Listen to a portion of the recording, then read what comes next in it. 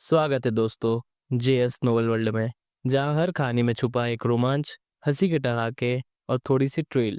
तो तैयार हो जाइए, क्योंकि अब शुरू होने वाला है एक नया किस्सा जो आपको ले जाएगा हंसी और रोमांच से भरी इस दुनिया में। आस्था अस्पताल के निदेशक कक्ष में इस समय आस्था सोफे पर बैठी हुई थी। उसकी आंखें लाल थीं और वह गर्भवती थी। वह मुश्किल से विश्वास कर पा रही थी कि उसके न्यायप्रिय पिता ने वास्तव में अपनी एक छात्रा से अवैध संबंध रखा और एक नाजायज बच्चा भी है। विमला चीख पड़ी और अपने पति लान कांग की ओर लपकी, उसे मारते हुए और काटते हुए। लान कांग, मैं तुमसे आखिर तक लड़ूंगी। अब तुम मुझे बेटा न दे पाने का दोष दे रहे हो। जब मैंने बेटी को जन्म दिया तब तुम हमेशा अस्पताल में ही रहते थे और मेरी ठीक से देखभाल नहीं की, जिससे मुझे स्वास्थ्य संबंधी समस्याएं हो गईं। तुम पाषाण हृदय वाले आदमी, मैं तुम्हें जान से मार डालूंगी। लान रुईकांग का चेहरा खरोंचों से खून बह रहा था। उसके हाथ पर कटने से बहुत दर्द हो रहा था। उसने विमला के बाल पकड़े और कहा, क्या तुम्हारी बकवास खत्म हो गई? मैं अभी तुमसे बहस करने के मूड में नहीं हूं। बाहर मेरे संभालने के लिए कई काम हैं। बाहर जाकर गंदगी संभालो। तुम मरने के लायक हो। मैं इतने सालों से घर संभाल रही हूं, तुम्हारे माता पिता की सेवा कर रही हूं और इतनी कठिनाई से अपनी बेटी की देखभाल कर रही हूं, और फिर भी तुम मेरे पीछे दूसरी औरतों को ढूंढ रहे हो। मैं तुम्हें मार डालूंगी। लान रुईकांग गुस्से में बोला, हम्फ। तुम कितनी तीखी और निर्मम हो। क्या तुम्हें लगता है कि मैं नहीं जानता? इन सभी वर्षों में मैंने तुम्हारी देखभाल की है और तुमने एक पैसा भी नहीं कमाया है। क्या तुम संतुष्ट नहीं हो? मैं थूकती हूँ, तुमने मेरी बिल्कुल भी परवाह नहीं की। मुझे इतने सालों में एक धन का गहना भी नहीं मिला है। तुम्हारी प्रेमिका एक छोटी चुड़ैल महंगे ब्रांडों से धन की है, और वह जो कार चलाती है वह मेरी कार से बेहतर है। बस ये बताओ कि तुमने उसके साथ कब से संबंध शुरू किया? तुम अपने काम से काम रखो, हर दिन साजिश रचते रहना और लोगों को चोट पहुंचाना। आस्था के पेट में शौर्य का बच्चा है, लेकिन तुमने आकाश को फंसाने पर जोर दिया। तुम हमेशा ऐसे भयानक विचार लाती हो। तुम्हें मेरी बिल्कुल भी परवाह नहीं है, तुम बस पैसा चाहती हो। वह तुमसे 100 गुना बेहतर है। आखिरी वाक्य सुनकर विमला ने अपने नुकीले नाखूनों से लान रुईकांग के चेहरे को जोर से खरोंचा। क्या वह मुझसे बेहतर है? बकवास। वह केवल तुम्हारे पैसे के पीछे है। तुम्हारे पास क्या है? एक बेकार अस्पताल के अलावा तुम्हारे पास कुछ नहीं है। लान रुईकांग ने अपना बचाव करते हुए गुस्से में कहा, अगर तुम हंगामा करती रही तो हम तलाक ले लेंगे। विमला अत्यधिक दुख में रोई। तलाक? मुझे पता था तुम उस चुड़ैल के साथ रहना चाहते हो। लान रुईकांग, तुम मेरा इंतजार करो। अगर मैं तुम्हें नहीं मार सकी तो मैं उस चुड़ैल को मार डालूंगी, और उस नाजायज को जिसने जन्म दिया है। तुम्हारी हिम्मत कैसे हुई? बस देखो कि क्या मेरी हिम्मत है। अगर तुम तलाक देने की हिम्मत करते हो तो मैं विरोध करने और नष्ट करने की हिम्मत करती हूँ। अस्पताल निदेशक का कार्यालय पूरी तरह से अराजकता में बदल चुका था। बाहर खड़ी श्रीमती वर्मा ने अंदर की सारी उथल पुथल सुनी और घृणा से अपने होठों को सिकोड़ लिया। लान रुईकांग अपने देर से हुए बेटे को बहुत प्यार करता था। उसे डर था कि वह उसे गिरा देगा और पिघला देगा। जब उसने अपनी बेटी को अपने बेटे को नाजायज कहते सुना तो वह तुरंत भड़क उठा। तुम जो कह रही हो उस पर ध्यान दो। क्या मैंने तुम्हें ऐसे ही पाला है? तुम्हारे अंदर कोई तमीज नहीं है। मैंने तय कर लिया है कि अस्पताल तुम्हारे भाई को दिया जाएगा। जब तुम्हारी शादी वर्मा परिवार में होगी तो तुम्हारे पास वह सब कुछ होगा जो तुम चाहती हो। तुम्हारे भाई के पास केवल यह अस्पताल है, क्या तुम उससे ये भी छीनना चाहती हो? आस्था अविश्वास और गुस्से से भर गई। उसे मुश्किल से विश्वास हो रहा था कि ये शब्द उसके पिता के मुंह से निकल रहे हैं। आपने क्या कहा? आप आकाश को सब कुछ बता देंगे? क्या आप पागल हो गए हैं? मैं आपकी बेटी हूं। आप मेरी इतनी मेहनत से प्लान की गई शादी को कैसे बर्बाद कर सकते हैं? क्या आपका नाजायज बेटा इतना महत्वपूर्ण है? इतना महत्वपूर्ण है कि आप मेरी पूरी जिंदगी बर्बाद कर देंगे? ये स्पष्ट रूप से आपकी गलती है। आप अभी भी इतने अहंकारी कैसे हो सकते हैं और मुझसे अस्पताल छोड़ने की मांग कर सकते हैं? लान रुईकांग का प्रभुत्व डगमगाने लगा। आस्था, ये घटना पूरी तरह से मेरी गलती नहीं है। तुम्हारी माँ बेटा पैदा नहीं कर सकी, मैं क्या कर सकता था? निश्चिंत रहो, जब तक तुम अस्पताल अपने भाई को देने के लिए सहमत हो जाती हो, मैं तुम्हें आकाश को धोखा नहीं दूंगा। लान रुईकांग ने एक सख्त चेहरा रखा और चुप रहा। उसने केवल तभी गुस्सा दिखाया था जब उसके बेटे को नाजायज कहकर अपमानित किया गया था। हालांकि उसने अपनी बेटी को देखा, जिसकी आंखें लाल थीं और वह भारी गर्भवती थी, और उसने बहस न करने का फैसला किया। आस्था अभी भी कुछ हैरान थी। सोफे पर बैठी वह मुश्किल से विश्वास कर सकती थी कि उसके न्यायप्रिय पिता ने वास्तव में एक अवैध संबंध रखा था, एक प्रेमिका के साथ, और एक नाजायज बच्चा भी था। चूंकि यह एक पारिवारिक घोटाला था, उसने श्रीमती वर्मा को बाहर रखा था। क्या अपमान है! अगर उसके पेट में शौर्य का बच्चा नहीं होता तो वर्मा परिवार उसे कभी अंदर नहीं आने देता। पिताजी, क्यों? आपने अवैध संबंध क्यों रखा? अपनी छात्रा के साथ भी? क्या आपके अंदर कोई गरिमा नहीं है? मेरे और माँ के बारे में क्या? जैसे ही वह बोली, वह सिसकने लगी। कुछ हिचकिचाहट के बाद लान रुईकांग आखिरकार बोला, मेरा इरादा ऐसा करने का कभी नहीं था, लेकिन उसने मेरे बच्चे को जन्म दिया और बच्चा बेटा निकला, इसलिए मैंने उसे रखने का फैसला किया। सिर्फ इसलिए कि यह एक बेटा है। मैं हमेशा एक बेटा चाहता था, लेकिन तुम्हारी माँ मुझे एक नहीं दे सकी। तो मैं क्या कर सकता था? तुम एक बेटी हो जो दूसरे परिवार में शादी करोगी। मुझे पारिवारिक व्यवसाय को विरासत में देने के लिए एक बेटे की जरूरत थी। अन्यथा अस्पताल का व्यवसाय अंततः तुम्हारे दो चाचाओं के हाथ में आ जाएगा, सिर्फ इसलिए कि उनके पास बेटे हैं।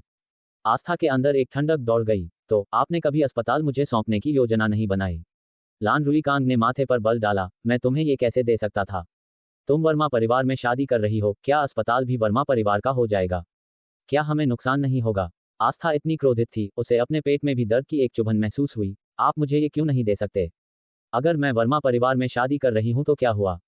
मेरा उपनाम लान है, इसलिए अस्पताल मुझे दिया जाना चाहिए।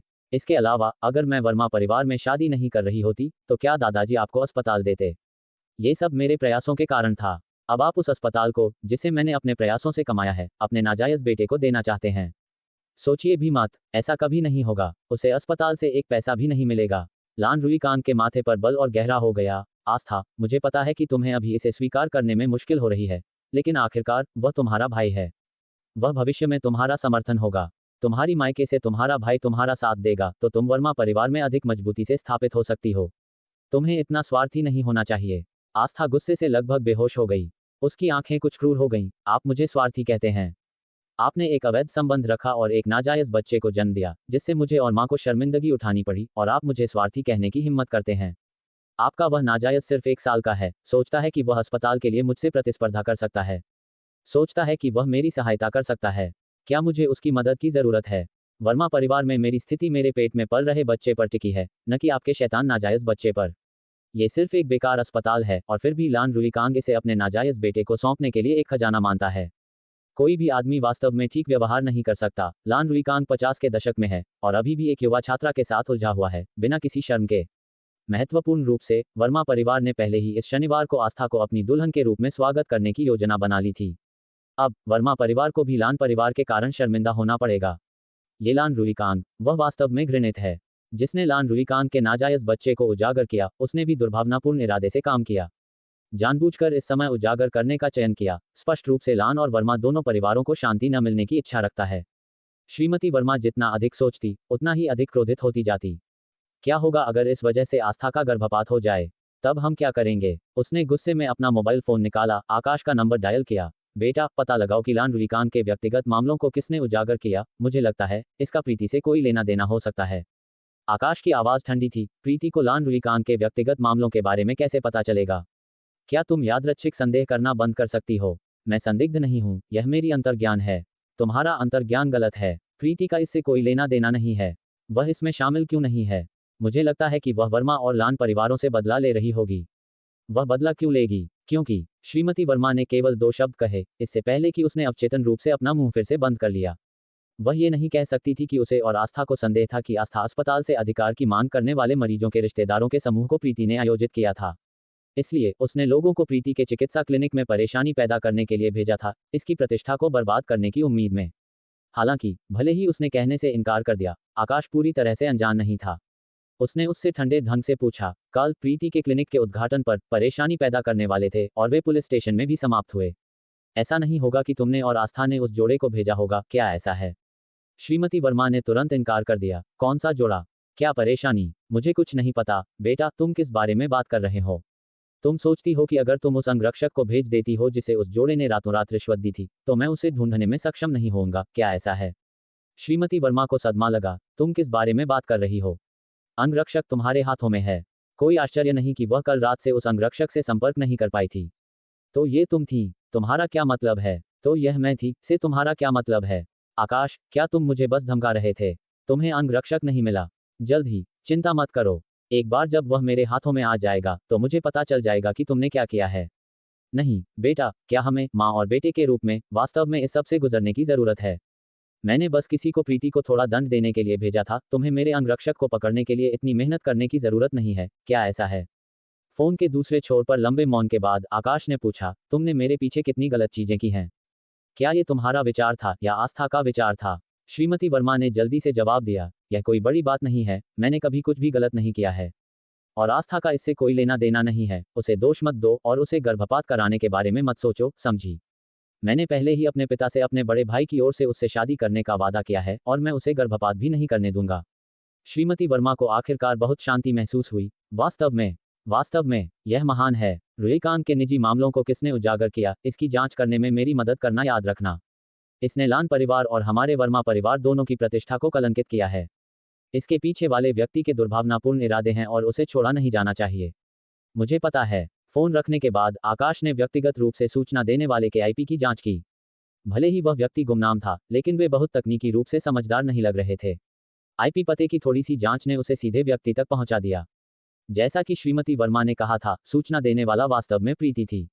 आकाश ने हल्के से अपनी भौहें सिकोड़ी। प्रीति को रुहिकांत के मामलों के बारे में कैसे पता चला? उसने पहले कहा था कि वह आस्था को मरते हुए देखना चाहती है। क्या वह गंभीर थी? तो उसने इसे उजागर करने के लिए लान परिवार पर कीचड़ जमा करना शुरू कर दिया था। क्या वह ये सब सार्वजनिक करके आस्था को मरवाना चाहती थी? उसने अपने सहायक को जोर से बुलाया, युवा शांत, कार तैयार करो। राष्ट्रपति वर्मा, आप कहाँ जा रहे हैं? बैठक शुरू होने वाली है। क्या आप भाग नहीं ले रहे हैं? मैं नहीं हूँ। मैं प्रीति द्वारा खोले गए नए चिकित्सा क्लिनिक में जा रहा हूँ। जी, राष्ट्रपति वर्मा, सहायक ने स्वीकार किया, लेकिन फिर पूछा, राष्ट्रपति वर्मा, क्या आपको कुमारी प्रीति के क्लिनिक का पता है? आकाश की निगाह उस पर ठंडी पड़ी। क्या मैं सहायक हूँ या तुम हो? सहायक चौंक गया। मैं अभी जांच करता हूँ। डॉक्टर शकुंतला का चिकित्सा क्लिनिक। इस समय प्रीति जमीन पर उकड़ू बैठी थी, गर्भवती महिला द्वारा पीछे छोड़े गए सूखे खून के बड़े धब्बों को पोंछ रही थी। कल उसे और उसकी दादी और चचेरे भाई को पुलिस स्टेशन ले जाया गया था, इससे पहले कि उनके पास सफाई करने का समय हो। जल्दी से क्लिनिक को बंद कर दिया गया था। आज पहुंचने के बाद वह सफाई कर रही थी। इस प्रक्रिया में 3 फोन कॉल का जवाब दे रही थी। वे सभी इस्तीफे के बारे में थे। पहले मुश्किल से भर्ती किए गए 4 कर्मचारियों में से 3 ने कल की घटना के बाद छोड़ने का फैसला किया था। अब केवल पंजीकरण और रिसेप्शन के लिए जिम्मेदार एक युवा लड़की ही बची थी। युवा लड़की इस समय एक कपड़ा और कीटाणुनाशक पकड़े हुए थी। प्रीति को खून के धब्बों को साफ करने में मदद कर रही थी। प्रीति खुद को पूछने से नहीं रोक पाई, क्यों? बाकी सब डरकर भाग गए हैं, तुम अभी भी काम पर क्यों आए हो? डॉक्टर प्रीति, मुझे खून से डर नहीं लगता। घर पर पारिवारिक त्योहारों पर मैं ही मुर्गे और सुअर को काटती हूँ। कल की घटना कुछ भी नहीं थी, उसने जवाब दिया। मैंने स्कूल जल्दी छोड़ दिया और मेरी कोई शिक्षा नहीं है। मुझे पहले कोई अच्छी नौकरी नहीं मिल पाई और आपने मुझे ले लिया। आपने जो देखभाल दिखाई है उसके साथ मैं क्यों छोड़ना चाहूंगी? क्यों गंभीर थी? साथ ही, हालांकि कल की घटना थोड़ी डरावनी थी, मेरे दृष्टिकोण से यह आपकी गलती नहीं थी और यह क्लिनिक की जिम्मेदारी नहीं थी। वे जानबूझकर परेशानी पैदा कर रहे थे। प्रीति हल्के से मुस्कुराई। लगता है मैंने एक ऐसी लड़की को भर्ती किया है जो साहसी और ईमानदार है। लेकिन डॉक्टर प्रीति, उन्होंने कल जो हंगामा किया, क्या हम अपने क्लिनिक में और मरीज खो देंगे? अगले कुछ दिन निश्चित रूप से प्रभावित होंगे, लेकिन यह कोई बड़ी बात नहीं है क्योंकि हमारा क्लिनिक अपनी ताकत पर निर्भर करता है और कुछ अफवाहों से आसानी से नष्ट नहीं किया जा सकता है। यह अच्छा है। मुझे आखिरकार एक ढंग की नौकरी मिली और मैं नहीं चाहती कि हमारा क्लिनिक मुश्किल में हो। चिंता मत करो, क्लिनिक बेहतर और बेहतर होगा। लेकिन अगले कुछ दिनों के लिए, जब तक मैं और लोगों को भर्ती नहीं कर लेती, तुम्हें अधिक काम करना पड़ सकता है। इस महीने के लिए तुम्हारा वेतन 2 गुना हो जाएगा। क्या ये ठीक रहेगा? अपना वेतन 2 गुना होने की बात सुनकर क्यों तुरंत खुश हो गई? मुझे कोई समस्या नहीं है डॉक्टर प्रीति, मैं मेहनत करूंगी। प्रीति मुस्कुराई और सिर हिलाया। वह कुछ और प्रोत्साहन भरे शब्द कहने ही वाली थी जब उसने क्लिनिक का कांच का दरवाजा खुलते हुए देखा और उसके चचेरे भाई का पति फोंग योनकुआन अंदर चला आया। प्रीति खड़ी हो गई। जीजा जी, आप यहाँ क्यों हैं? क्या मेरी चचेरी बहन आज आ रही है? वह आज नहीं आ रही है और वह भविष्य में भी नहीं आएगी। फोंग योनकुआन का चेहरा बहुत अच्छा नहीं लग रहा था, लेकिन उसने मुस्कान लाने की कोशिश की। चचेरी बहन, तुम्हारी शादी नहीं हुई है। तुम्हें नहीं पता कि एक विवाहित महिला को क्या करना पड़ता है। हमारा घर तुम्हारी चचेरी बहन के बिना एक पल के लिए भी नहीं रह सकता। उसके पास यहाँ मदद करने के लिए खाली समय कहाँ है? प्रीति को यह सुनकर असहज महसूस हुआ, लेकिन वह अपनी चचेरी बहन को कोई परेशानी नहीं देना चाहती थी, इसलिए उसने समझाने की कोशिश की। जीजा जी, मेरी चचेरी बहन को वह मदद के लिए भुगतान किया जाता है जो वह प्रदान करती है। दिन के दौरान जब आप काम पर होते हैं तो वह बच्चों को लाती है और मदद करती है, चीजें सीखती है और खुद को समृद्ध करती है। क्या यह महान नहीं है? वह घर पर मदद करने के लिए पैसे भी कमा सकती है, आपके बोझ को कम करती है, इसलिए आपको ऐसा नहीं होना चाहिए। इससे पहले कि वह अपना वाक्य पूरा कर पाती, फोंग योनकुआन ने उसे नाखुश होकर बाधित किया। तुम क्या कह रही हो, चचेरी बहन? क्या हमारे घर को बोझ कम करने की जरूरत है? मैं जो पैसा कमाता हूँ वह परिवार का समर्थन करने के लिए पर्याप्त है। तुम्हारी चचेरी बहन को परिवार की आय को पूरक करने के लिए काम करने की जरूरत क्यों है? क्या तुम मुझ पर, फोंग योनकुआन पर नीचे देख रही हो, सोच रही हो कि मैं बहुत कम कमाता हूँ? ऐसा नहीं है जीजाजी, मेरा मतलब वह नहीं था। मैं कह रही थी, या तुम कह रही हो कि तुम्हारी चचेरी बहन ने तुमसे कुछ शिकायत की? क्या वह थी जिसने यहाँ काम करने के लिए कहा? मेरे द्वारा उसे हर महीने दिए जाने वाले सारे पैसे के साथ भी वह अभी भी संतुष्ट नहीं है। क्या वह सोचती है कि खर्च करने के लिए यह पर्याप्त नहीं है? उसकी आवाज का स्वर अच्छा नहीं जानते हुए और डरते हुए कि वह घर लौटने पर अपनी चचेरी बहन से झगड़ा करेगा, प्रीति ने जल्दी से कहा, नहीं, मेरी चचेरी बहन ने कभी किसी चीज की शिकायत नहीं की। वह कहती है कि आप उसके साथ बहुत अच्छा व्यवहार करते हैं। मेरी चचेरी बहन वास्तव में आना भी नहीं चाहती थी। वह आपकी और बच्चों की और घर की देखभाल करना चाहती है। मैंने उसे यहाँ मदद करने के लिए आमंत्रित किया। फोंग योन कुआन का चेहरा आखिरकार थोड़ा बेहतर लग रहा था। मुझे पता था कि प्रीति इतनी समझदार नहीं होगी। लगता है तुम ही हो जो अनजान हो। वह एक विवाहित महिला है जिसके पास एक पति, एक बेटा और देखभाल करने के लिए सास ससुर हैं। तुम्हें वास्तव में उसकी मदद के लिए नहीं पूछना चाहिए था और उसे थकाना नहीं चाहिए था। क्या होगा अगर उसे कुछ हो जाए? मुझे माफ करना, जीजा जी। मैं विचारशील नहीं थी, लेकिन प्रीति का भी अपना करियर होना चाहिए। अनेक दिन बड़ा होगा और प्रीति हर दिन घर पर नहीं रह सकती, दोनों समाज से अलग हो जाएंगे। उसे किस करियर की जरूरत है? क्या वह हर दिन घर पर रहना आरामदायक नहीं है? उसे बस बच्चे की देखभाल करने की जरूरत है। यही वह करियर है जो एक महिला को होना चाहिए। क्या तुम जानती हो कि समाज में काम करने का कितना दबाव है? और एक महिला के लिए कार्यस्थल में पीड़ित होना बहुत आसान है। मैं यह उसकी भलाई के लिए कह रहा हूँ। लेकिन इसके अलावा यहाँ जोखिम कारक बहुत अधिक है। तुम्हारे पहले उद्घाटन दिवस पर कल पहले से ही एक गर्भवती महिला का गर्भपात हो गया था। ये सारा खून देखो, ये डरावना और बहुत अशुभ है। बुरी ऊर्जा वापस लाना आसान है, जो हमारे परिवार के स्वास्थ्य के लिए अच्छा नहीं है। जीजा जी, कल की घटना सिर्फ एक यादृच्छिक घटना थी। एक क्लिनिक चलाना, खून और ऐसी चीजों का सामना करना सामान्य है। क्या यह अस्पतालों में समान नहीं है, जहां लोग हर दिन खून बहते हैं और मरते भी हैं, लेकिन साथ ही ये बीमारियों को ठीक करने और लोगों को बचाने की जगह है? यह अशुभ कैसे हो सकता है? अस्पताल अस्पताल हैं, क्लिनिक क्लिनिक हैं। क्या वे समान हो सकते हैं? कुल मिलाकर मैं नहीं चाहता कि तुम्हारी चचेरी बहन अन के साथ हर दिन खून में डूबी जगह पर रहे। अन केवल 2 साल का है, क्या होगा अगर वह डर जाए और कुछ हो जाए? क्या तुम जिम्मेदारी ले सकती हो? प्रीति हैरान थी। उसने वास्तव में उस पर विचार नहीं किया था, क्योंकि वह बचपन से ही अपनी दादी के क्लिनिक में अपनी माँ के साथ रह रही थी। उसकी माँ की दुर्घटना से पहले उसने कभी नहीं सोचा था कि खून भयानक है। हालांकि उसकी माँ की दुर्घटना के बाद वह वास्तव में लंबे समय तक खून से डरती रही। कल का दृश्य एक 2 साल के बच्चे के लिए डरावना रहा होगा। हालांकि क्योंकि प्रीति को खून से बेहोश होने की समस्या है, वह कल के साथ फार्मेसी में थी। उन दोनों को भारी रक्तस्राव वाली गर्भवती महिला को देखने से चूक जाना चाहिए था। क्या ऐसा हो सकता है कि जब पुलिस उन्हें पुलिस स्टेशन ले गई, जब प्रीति अन को बाहर ले गई, तब अन ने खून देखा? प्रीति ने चिंता से पूछा, जीजा जी, अन कैसा है? क्या वह कल डर गया था? वह निश्चित रूप से डर गया था। जब वह कल रात घर आया तो उसे बात करना पसंद नहीं था। अन आखिरकार तुम्हारा भतीजा है, तुम उसे ये सब अनुभव करने कैसे दे सकती हो? मैं आमतौर पर उसे घर पर रहने के लिए कहता हूँ और उसकी वास्तव में अच्छी तरह से रक्षा करता हूँ, वह कुछ भी बुरा नहीं देखेगा। लेकिन तुमने बच्चे को लगभग डरा ही दिया। ये सुनकर प्रीति को थोड़ा दोषी महसूस हुआ। मुझे वास्तव में माफ करना, जीजा जी, मैं वास्तव में लापरवाह थी। हम दोनों एक क्लिनिक में पले बड़े, मुझे उम्मीद नहीं थी कि यह हन को डरा देगा। फोंग योन कुआन ने एक उदात्त तरीके से अपना हाथ हिलाया। मैं तुम्हें दोष नहीं दे रहा हूँ। बस इतना है कि एक पिता के रूप में मैं अपने बेटे के लिए दिल से परेशान हूँ, इसलिए मैंने अधिक बोला। इसे दिल पर मत लो। हाँ, मैं समझती हूँ। तुम एक अभिभावक के दिल को नहीं जानती क्योंकि तुम्हारे पास एक बच्चा नहीं है। अन मेरी जिंदगी है। काश मैं हर पल, हर दिन सावधानीपूर्वक उसकी देखभाल कर सकता, तारांकन और उसकी रक्षा कर सकता। प्रीति को याद आया कि पिछली बार जब उसकी दादी को चोट लगी थी और उसकी चचेरी बहन अपनी दादी की देखभाल करने के लिए घर गई थी। उस रात उसका जीजा अन को अपनी बाहों में लिए हुए प्रीति को खोजने आया था। उस समय उसने अन को भूख से रोने दिया था। जब उसने प्रीति को देखा तो उसका चेहरा बेचैनी से भरा हुआ था। उसने तुरंत बच्चे को उसे सौंप दिया। जब प्रीति उसे बच्चे के खाने को गर्म करने का तरीका सावधानीपूर्वक और धैर्य से सिखा रही थी, तो वह निराश था और कहा कि वह नहीं जानता कि यह कैसे करना है। क्या ये वही है जिसे वह सावधानीपूर्वक देखभाल कहता है?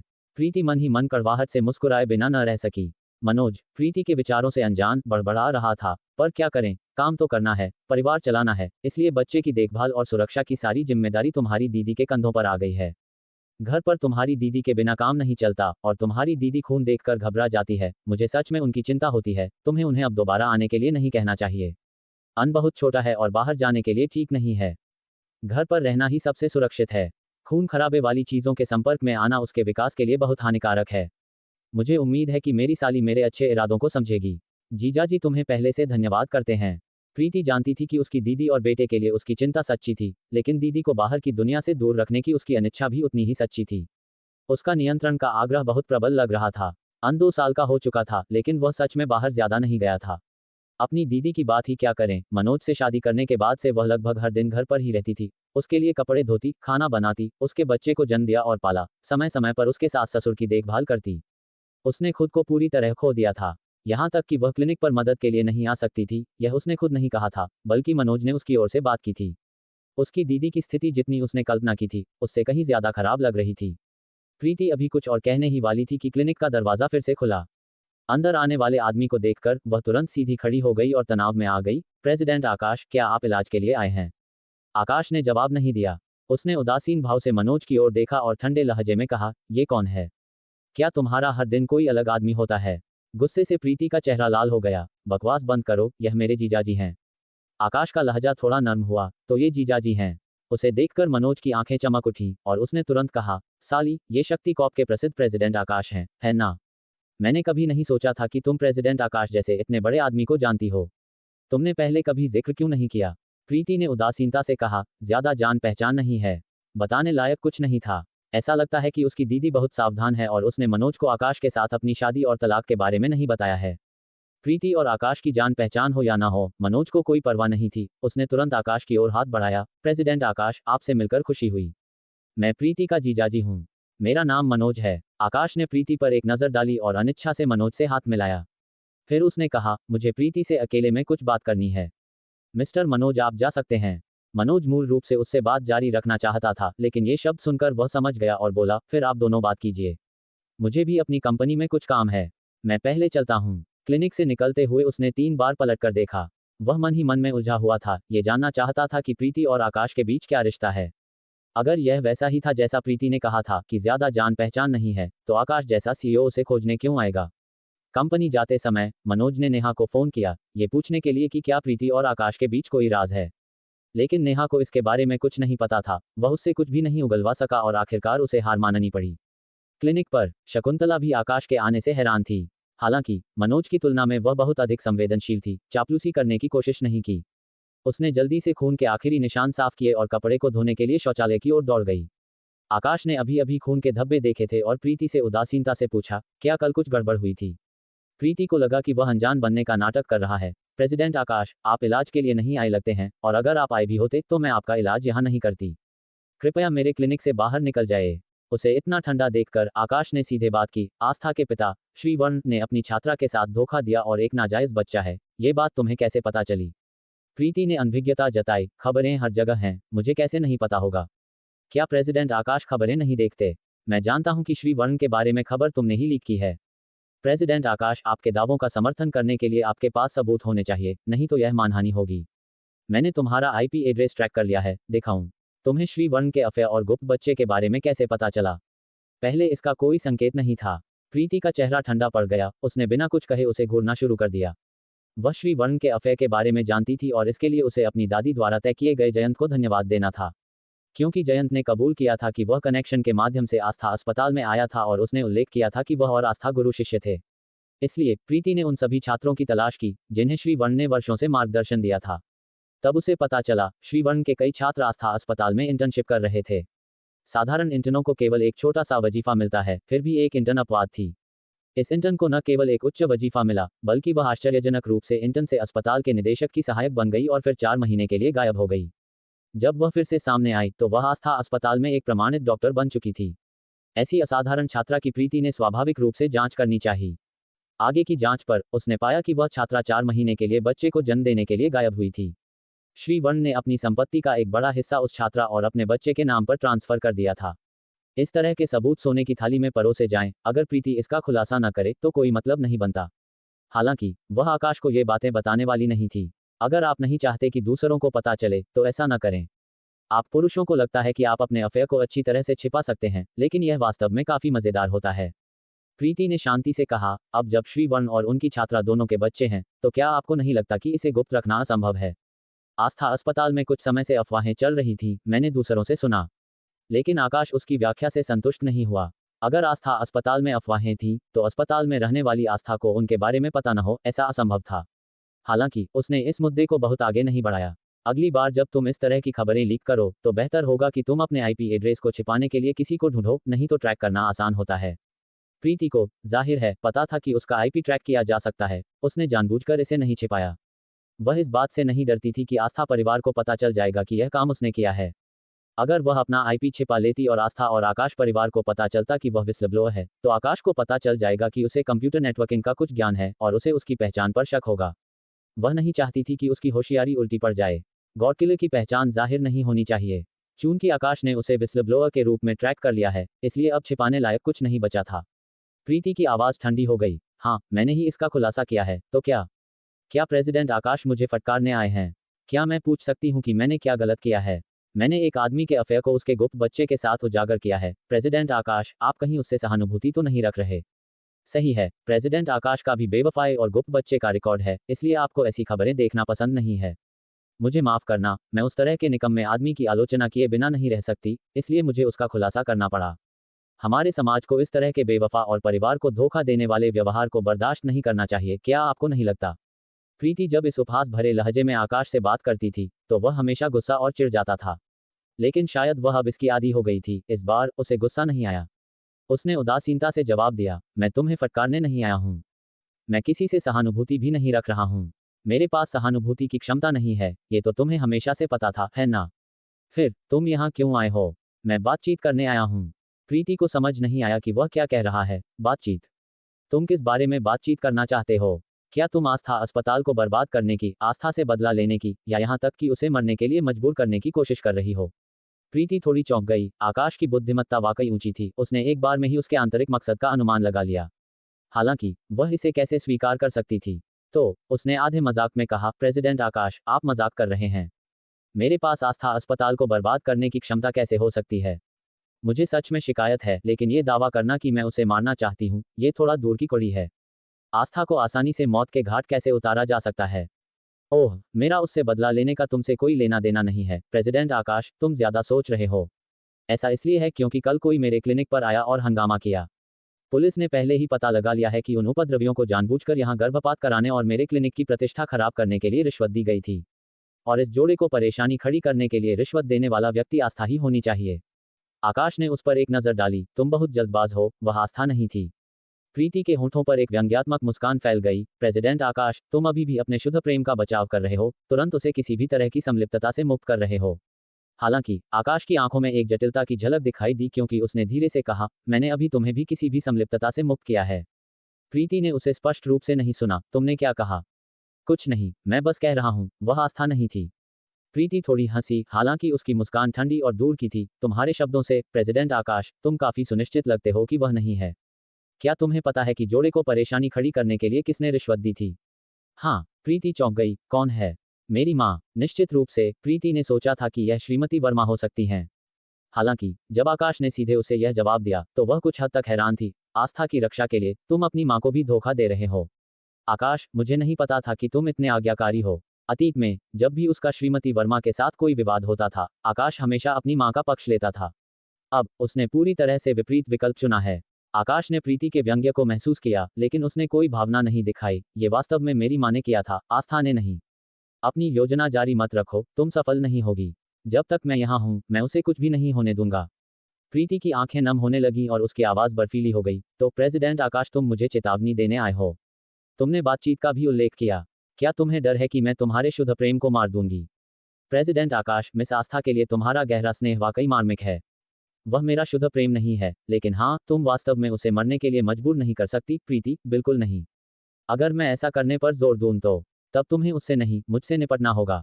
प्रीति को अपने दिल के निचले हिस्से में एक धड़कन का दर्द महसूस हुआ, जैसे वह धीरे धीरे फिर से टूट रहा हो। हालांकि दर्द ने उसे कभी नहीं गिराया, इसने उसे केवल मजबूत बनाया। अचानक वह हंसने लगी। यह एक मजाक था। प्रेसिडेंट आकाश, मुझे धोखेबाज लोग पसंद नहीं हैं और मैंने अनजाने में कुछ गपशप फैला दी। तुमने इसे इतनी गंभीरता से क्यों लिया कि तुम मुझे चेतावनी देने के लिए यहाँ तक चले आए? मैं आस्था अस्पताल को कैसे गिरा सकती हूँ? और मैं मिस आस्था, जिसे तुम इतनी शिद्दत से बचाना चाहते हो, उसे कैसे मौत के घाट उतार सकती हूँ? क्या तुम भूल गए, प्रेसिडेंट आकाश, कि तुमने हमेशा कहा था कि मैं एक गुलदस्ता हूँ, कि मेरे चेहरे के अलावा मेरे पास और कुछ नहीं है? मेरे जैसी गुलदस्ता मिस आस्था का सामना कैसे कर सकती है? लेकिन मुझे तुम्हें याद दिलाने की जरूरत है, प्रेसिडेंट आकाश, कि अपनी माँ को फिर से चीजों को बाधित न करने दें। नहीं तो मैं खुद को नियंत्रित नहीं कर पाऊंगी और कुछ विस्फोटक खबरें जारी कर सकती हूँ। तब ये तुम सभी के लिए एक नुकसान होगा, है ना? आकाश ने उसके मुस्कुराते हुए चेहरे को देखा और एक पल की चुप्पी के बाद उसने कहा, तुम गुलदस्ता नहीं हो। प्रीति मुस्कुराती रही, लेकिन उसकी आंखें उतनी चमकीली नहीं थीं। हाँ, मैं हूँ। तुम नहीं हो प्रेसिडेंट आकाश, तुम वाकई मजेदार हो। मुझे गुलदस्ता कहने वाले तुम थे और यह कहने वाले भी तुम ही हो कि मैं गुलदस्ता नहीं हूँ। क्या तुम्हें स्प्लिट पर्सनैलिटी है? मैंने अतीत में गलत निर्णय लिया था। प्रीति ने आंखें फाड़कर उसे देखा। प्रेसिडेंट आकाश, तुमने क्या कहा? तुमने गलत निर्णय लिया। क्या तुम अब गलतियां करते हो? तुम्हें स्प्लिट पर्सनैलिटी नहीं है ना? आकाश ने जिस तरह से उसे देखा उसमें लाचारी की एक झलक थी। क्या तुम्हें वास्तव में इतना व्यंग्यात्मक होने की जरूरत है? क्या मैंने पहले ही अपनी गलती स्वीकार नहीं कर ली है? मुझे बस ये दिलचस्प लगता है कि प्रेसिडेंट आकाश एक दिन अपनी गलती स्वीकार कर सकते हैं। क्या तुम यह नहीं सोचते थे कि तुम कभी गलती नहीं करते? प्रीति ने उत्सुकता से उसे देखा। उसे ऐसा क्यों लगा कि उसका सामान्य दबंग, घमंडी और अभिमानी व्यवहार एक पल में पूरी तरह से गायब हो गया है। वह अपने जैसा नहीं लग रहा था। मैं पहले अभिमानी था, अब मैं समझता हूं कि मैं भगवान नहीं हूं, मुझे धोखा दिया जा सकता है, मैं गलत निर्णय ले सकता हूं। प्रीति थोड़ी भौचक्की रह गई। वह इस आकाश की अभ्यस्त नहीं थी। मूल रूप से वह आकाश को इस बात के लिए डांटना चाहती थी कि उसने श्रीमती वर्मा को एक जोड़े को किराए पर लेकर उसे परेशान करने दिया। लेकिन जब उसने अचानक अपनी गलती स्वीकार कर ली तो वह खुद को डांटने में असमर्थ पाई। उसने पूछा, उसका चेहरा संदेह से भरा हुआ था, प्रेसिडेंट आकाश, क्या तुमने मुझसे निपटने के लिए कोई नई रणनीति विकसित की है? तुम्हें यह विचार कहाँ से आया कि मैं तुम्हारे खिलाफ हूँ? क्या तुम स्कूल में रीडिंग कॉम्प्रिहेंशन में फेल हो गई थी? या क्या तुम ये संकेत दे रहे हो कि तुम मेरी मदद करने की कोशिश कर रहे हो? आकाश ने उस पर एक नज़र डाली और जाने के लिए मुड़ा। वास्तव में मैं हूँ। तुम भविष्य में देखोगी, मैं अपनी माँ को यहाँ परेशानी पैदा करने से रोकूंगा, लेकिन तुम्हें भी आस्था पर हमला करने से खुद को रोकना होगा। प्रीति ने उसकी पीछे हटती हुई आकृति को देखकर कटाक्ष किया। ठीक है, मुझे प्रेसिडेंट आकाश को धन्यवाद देना चाहिए। मैंने सुना है कि शनिवार को तुम्हारी भव्य शादी है। क्या मुझे उपस्थित होकर तुम्हें उपहार देना चाहिए? आकाश रुका, फिर उसकी ओर मुड़ा। समझदार बनो, यह शादी अलग है, वहां परेशानी खड़ी मत करना। प्रीति के दिल में एक अकथनीय चुभन महसूस हुई। ऐसा लगता है कि प्रेसिडेंट आकाश इस शादी को बहुत गंभीरता से ले रहे हैं। तुम और आस्था दूसरी शादी कर रहे हो, यह असामान्य है। वास्तव में पहली सफल नहीं हुई, इसलिए तुम उसे एक और भव्य और अधिक शानदार शादी दे रहे हो। आखिरकार तुम उससे बहुत प्यार करते हो, फिर तुमने मुझे धोखा क्यों दिया, तब उसे अपनी गर्भावस्था समाप्त करने के लिए कहकर? क्या प्रेसिडेंट आकाश अब बकवास कर सकते हैं? आकाश समझाना चाहता था लेकिन सोचा कि यह अनावश्यक है। उसका मोबाइल फोन बजा। ये कॉर्पोरेशन के वाइस प्रेसिडेंट का कॉल था। उसने कॉल का जवाब दिया और चला गया। प्रीति अचानक मुड़ी। दादी, आप बाहर क्यों हैं? क्या आप फार्मेसी में औषधीय जड़ी बूटियां व्यवस्थित नहीं कर रही थी? उसने सोचा कि दादी ने आकाश के साथ उसकी कितनी बातचीत सुनी होगी। क्या तुम उस आकाश को जाने नहीं दे सकती? धिक्कार है, ऐसा लगता है कि उन्होंने सब कुछ सुन लिया। प्रीति ने मासूम बनने का नाटक किया। नहीं, वह किसी और से शादी करने वाला है, मैं उसे क्यों नहीं जाने दे सकती? तो क्या तुम जानती हो कि उससे बात करते समय तुम कितनी ईर्ष्या से भरी हुई लग रही थी? कोई ईर्ष्या नहीं है दादी, आप ज्यादा सोच रही हैं। मैं जानबूझकर उसे परेशान कर रही थी ताकि वह परेशान हो जाए। वह तभी परेशान होगा जब उसके मन में तुम्हारे लिए भावनाएं होंगी। अगर नहीं होंगी तो तुम जो कह रही हो वह उसे तुम पर हंसने के लिए मजबूर करेगा, ये सोचते हुए कि तुम उससे और उस औरत से ईर्ष्या कर रही हो। प्रीति निशब्द थी। तो उसकी ईर्ष्या इतनी स्पष्ट थी, फिर भी उसने खुद इसे नोटिस नहीं किया था। आकाश ने भी शायद नोटिस नहीं किया होगा। दादी, मुझे बस अंदर से असहज महसूस होता है कि वह आस्था के लिए एक भव्य शादी कर रहा है, जबकि जब हमने शादी की थी तो मुझे कुछ नहीं दिया था। बस यही बात है। डॉक्टर शकुंतला उसके पास आई और उसका हाथ थपथपाया। उसने तुम्हें तब उपेक्षित किया था। तुम उससे इतना प्यार करती थी कि तुमने शादी के बिना ही उससे जल्दी से शादी कर ली। कितनी मूर्ख लड़की हो। वास्तव में तुलना के बिना प्रीति को शादी न होने की बात बड़ी नहीं लगती, लेकिन एक बार जब तुलना होती है तो ये देखना आसान होता है कि वह कितनी दयनीय और हास्यास्पद थी। प्रीति की आंखें थोड़ी लाल थीं, लेकिन वह हंस पड़ी। मैं किसे दोष दे सकती हूँ, वह इतना हैंडसम था, मैं पूरी तरह से उसकी अच्छी शक्ल पर मोहित हो गई थी।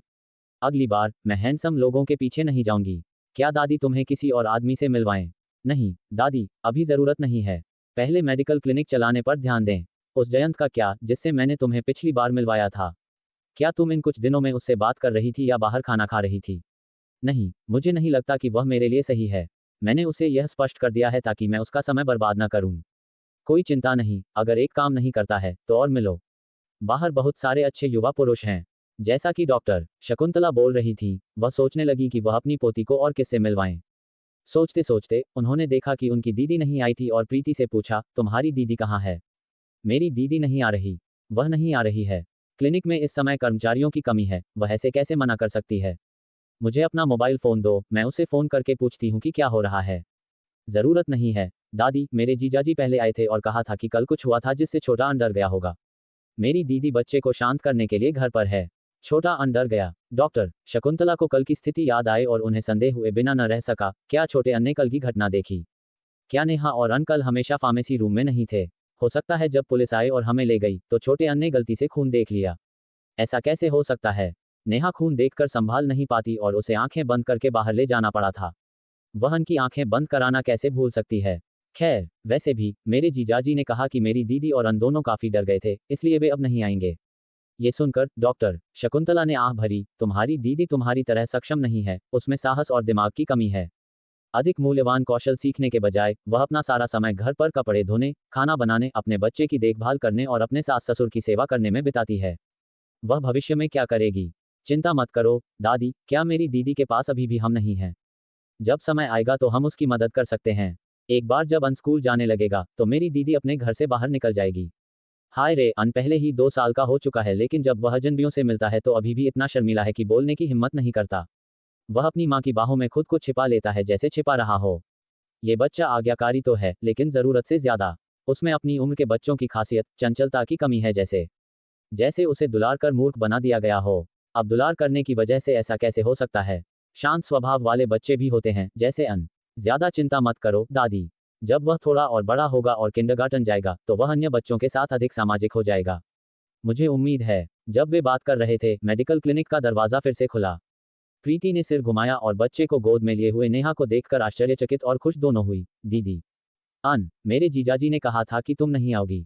नेहा धीरे से मुस्कुराई। उन्होंने मुझे मना किया था, लेकिन मुझे लगा कि मुझे आना ही चाहिए क्योंकि कल क्लिनिक में ऐसी घटना हुई। मैं ये देखने आई थी कि क्या मैं कुछ मदद कर सकती हूँ। इसीलिए मैं अपने पति के काम पर जाने के बाद बच्चे के साथ चुपके से निकल आई। भविष्य का क्या मेरी दीदी फिर से आएगी? जब तक मुझे मौका मिलेगा मैं निश्चित रूप से आऊंगी। मैं भी चिकित्सा कौशल सीखना चाहती हूँ। दादी, प्रीति, मुझे उम्मीद है कि तुम मुझे भविष्य में और सिखाओगी। मैं घर पर अपना समय बर्बाद नहीं करना चाहती। प्रीति और उसकी दादी ने एक दूसरे को देखा और दोनों हंस पड़े। ऐसा लगता है कि नेहा में आखिरकार कुछ समझ आ गई है। हालांकि आज उसका रवैया पहले से कहीं ज्यादा दृढ़ था। क्या कल रात घर जाने के बाद कुछ हुआ था? अपनी दादी के सामने प्रीति ने नहीं पूछा। ये तब तक नहीं था जब तक उसकी दादी अन को फार्मेसी में नहीं ले गई कि उसने धीरे से नेहा से पूछा, दीदी, कल रात क्या तुम्हारी अपने पति से कोई लड़ाई हुई थी? एक अनुभवी लेखिका के तौर पर मैं कहानी को आपके द्वारा दिए गए नियमों और नाम परिवर्तन सूची के अनुसार आधुनिक भारतीय संदर्भ में प्रस्तुत कर रही हूँ। कहानी में कोई अतिरिक्त शीर्षक, टिप्पणी या अनावश्यक विराम नहीं होगा। नेहा के चेहरे का भाव थोड़ा कम हो गया। तुमने ध्यान दिया है न प्रीति? मेरी अपने जीजा जी विकास से लड़ाई हुई है और मुझे काम पर जाने से रोकने के लिए उन्होंने मेरा खर्चा पानी बंद कर दिया और जो पैसे पहले दिए थे वे भी वापस ले लिए। क्या? प्रीति स्तब्ध रह गई। जब विकास पहले आया था तो उसने खुद को एक महान व्यक्ति के रूप में दिखाया था जो अपनी पत्नी और बेटे अनिकेत से बहुत प्यार करता है।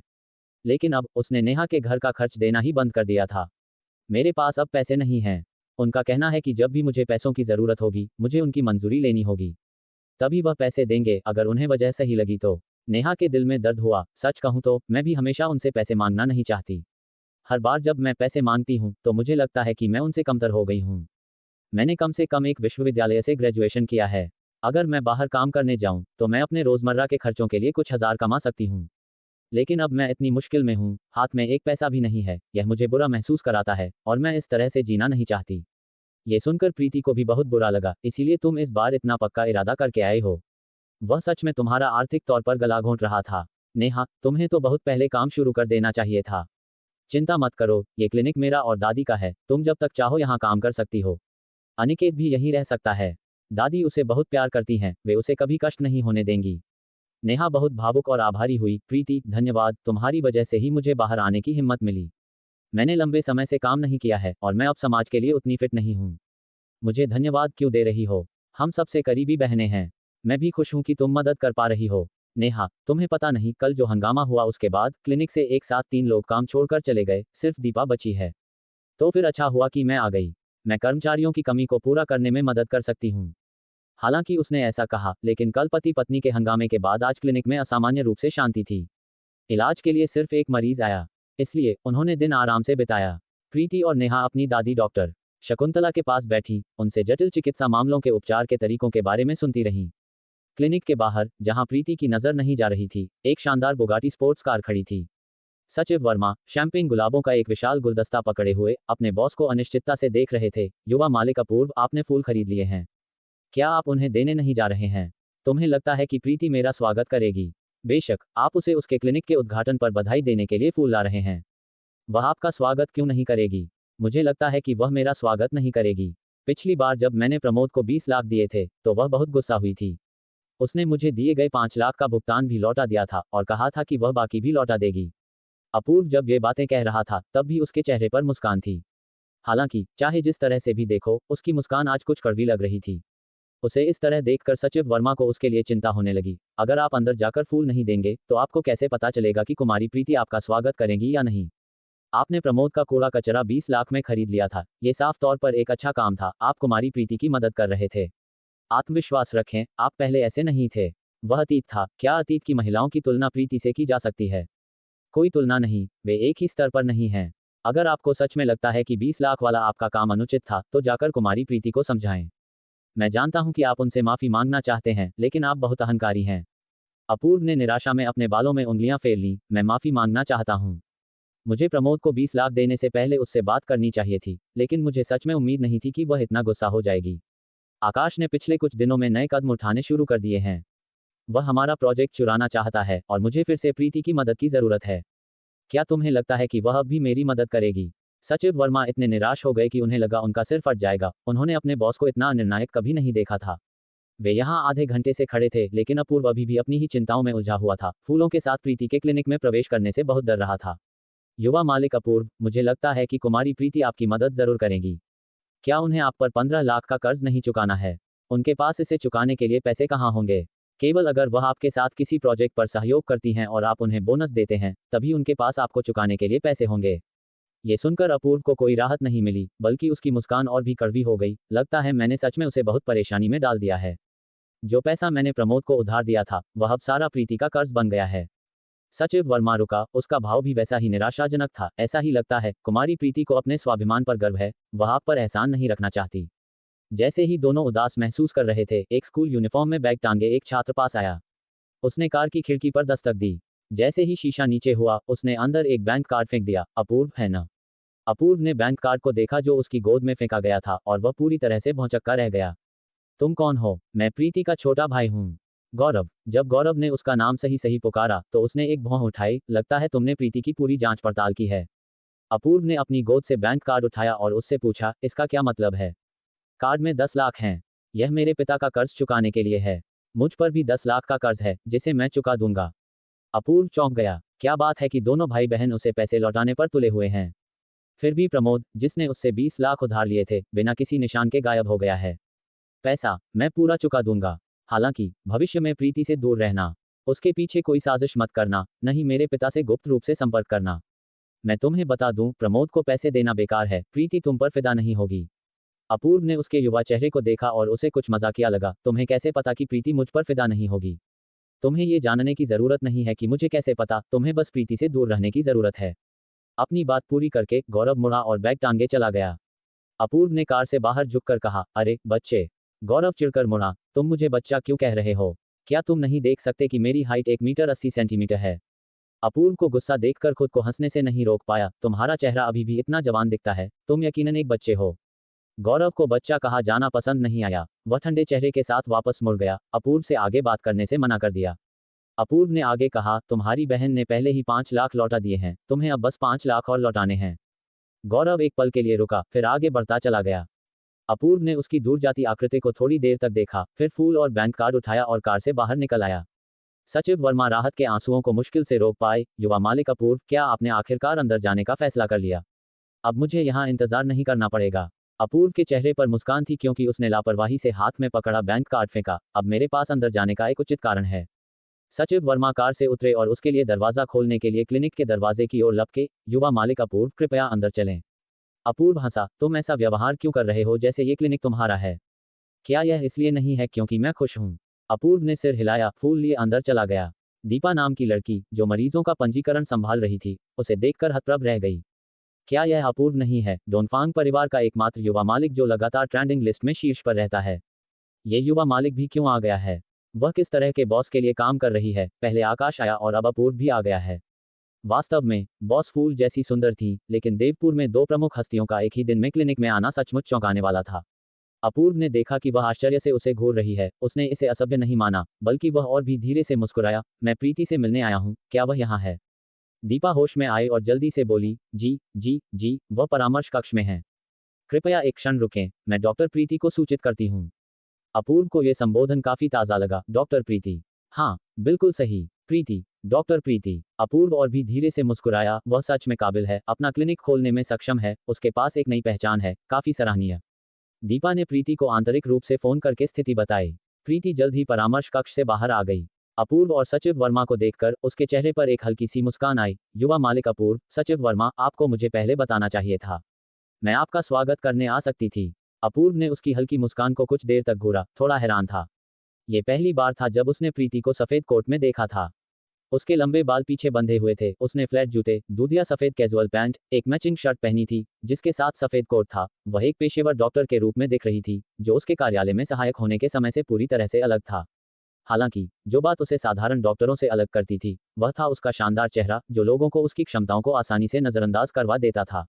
इस क्षण वह कुछ हद तक समझा कि आकाश ने प्रीति को गॉड किलर मानने में कभी संदेह क्यों नहीं किया। वह बस बहुत सुंदर थी, इतनी सुंदर कि आकाश जैसा व्यक्ति, जिसे सौंदर्य की कम समझ थी, उसकी जबरदस्त सुंदरता को महसूस कर सकता था। उसकी सुंदरता के जबरदस्त प्रभाव में ये कल्पना करना मुश्किल होगा कि वह एक टॉप लेवल हैकर है, जब तक कि कोई उसकी क्षमताओं को सीधे न देख ले। फूल पकड़े हुए उसका हाथ अनजाने में कस गया। जो सहज आकर्षण उसने अभी दीपा के सामने दिखाया था, वह अब कहीं नहीं था। गंभीरता के साथ उसने उसे फूल भेंट किए। प्रीति, तुम्हारे क्लिनिक के उद्घाटन पर बधाई। मैं तुम्हारे करियर में और अधिक सफलता की कामना करता हूँ। प्रीति ने फूल लिए और फिर मुस्कुराई। धन्यवाद, युवा मालिक अपूर्व, आप बहुत विनम्र हैं। कृपया अंदर आइए। क्लिनिक में आज ज्यादा भीड़ नहीं है, इसलिए मेरे पास युवा मालिक अपूर्व और सचिव वर्मा को कुछ चाय पिलाने का समय है। अपूर्व उसके व्यवहार से कुछ हैरान था। वह अब भी पहले जैसी थी, न तो बहुत नजदीक और न ही बहुत दूर। वह तो उसे अपने क्लिनिक में चाय के लिए आमंत्रित करने को भी तैयार थी।